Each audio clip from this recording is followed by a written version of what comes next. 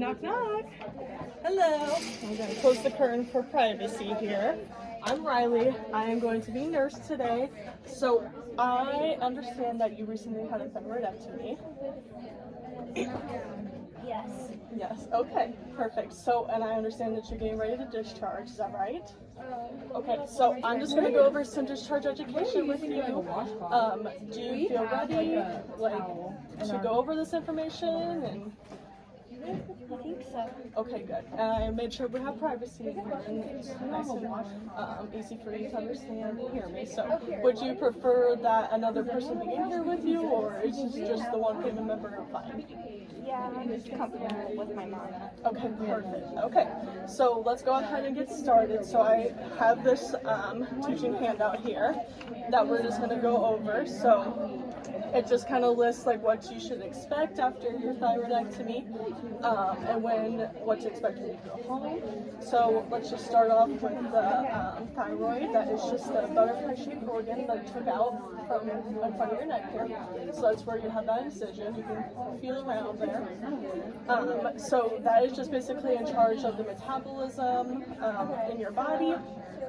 Which is basically just how food is turned into energy, if that makes sense. Do you have any questions so far, or? I think I'm just kind of worried, like, how to take care of it, and like, what if any accidents happen? Okay, so yeah, we'll get into that. We'll start with post-op self-care next, okay? So mainly, here's just some things that we want you to make sure you do when you go home. So we want to make sure that you take your medicine as prescribed. Do you have issues taking your medicine on time? Well, she's not that good about taking medicine regularly. Okay, so it's going to be extra important that you take your antibiotic as scheduled and you take the full course. So what I recommend is setting an alarm on your phone whenever you're scheduled to take those medications so you don't forget. Because if you don't take that antibiotic, you have a chance for infection coming back, okay? And then something also when you're laying in bed, make sure to put a few pillows behind your head just to help prop you up, make you a little more comfortable. Like when I sleep? Yeah, and also just when you're laying in bed in general, or just laying in a flat position. And then you want to really make sure you don't use any smoke or tobacco products because that will really irritate and inflame your incision there. And then importantly, you want to avoid any like strenuous activity like weightlifting, and try to maintain lifting only less than 10 pounds. Okay? Do you have any questions so far? So like, this dressing is kind of like, it feels weird. Like, what do I do if it's itchy? So if it starts feeling itchy, that might be a good opportunity to go ahead and check the dressing. And go ahead and just kind of make sure it's not, you'll want to call us if it starts looking red or starts having like pus, any kind of color, particularly yellow kind of pus, you want to give us a call. So anything like that. So just make sure you really get in and take a look at your dressing and your incision and make sure it looks clean. And how often should she change the dressing? So your dressing change should be daily. Okay. Okay. So let's just go over some side effects that you may experience. So these are common, more expected side effects first. So you may have a hoarse voice, that's totally normal. You may experience some like tension and tenderness, that's totally normal. And you also may have some difficulty swallowing, so we'll recommend starting with just like a soft diet, which is soft foods, and then it kind of advances tolerated. Do you have any questions so far, or is this making sense?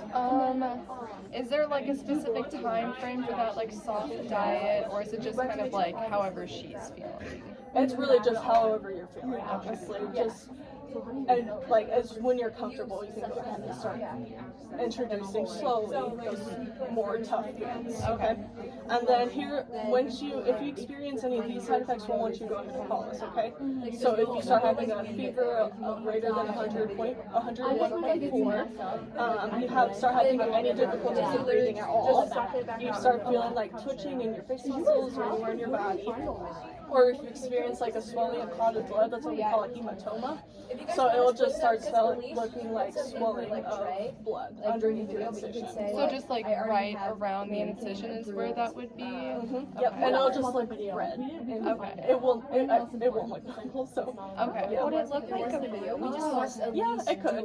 And we're not expecting you to have a bruise anyways there. So we're just looking. So we're looking for a clean incision that will just fade into a scar. So we're definitely not looking for a bruise. Okay, that's good to know. That's good to know. Okay. So I think that's mainly what we have for you. Yes. And do we get to keep that or bring that home? Yes, of course. Okay. So yeah, because I know I gave you a lot of information, so it will be hard to keep all of it together. Oh, this looks really helpful. All right. Did I really look like that? Well, thank you so much. No problem. Helpful.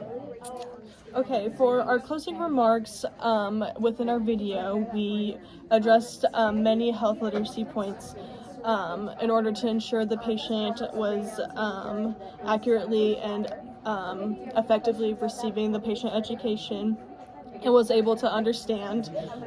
So in the video, we encouraged many questions to make sure the patient was able to understand. We used several teachable moments to educate and make sure the patient was getting the information that they needed effectively. And we're going to be successful in their post-op care. We tried to use everyday language and then 1 to 2 syllable words that would be accessible and understandable to someone that was 8th grade or lower literacy level. And yeah, that's mainly what we used for that. So let's move on to the next.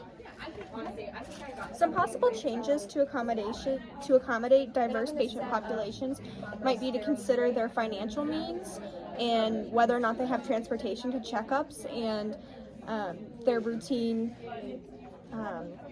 wound care and follow-up appointments. So another thing to consider is like if they can finance new dressings for their daily dressing changes, as we stated in the video and in the thyroid post-op care. So a healthcare worker might want to send home the patient with some additional dressings if they maybe can't afford to go get new ones whenever they need them. And then another thing to consider is someone's cultural and religious background. Maybe they might wish to have a member of their religious community with them whenever they're going through their post-op care. Maybe like a rabbi or a priest to kind of help their spiritual well-being as they're recovering.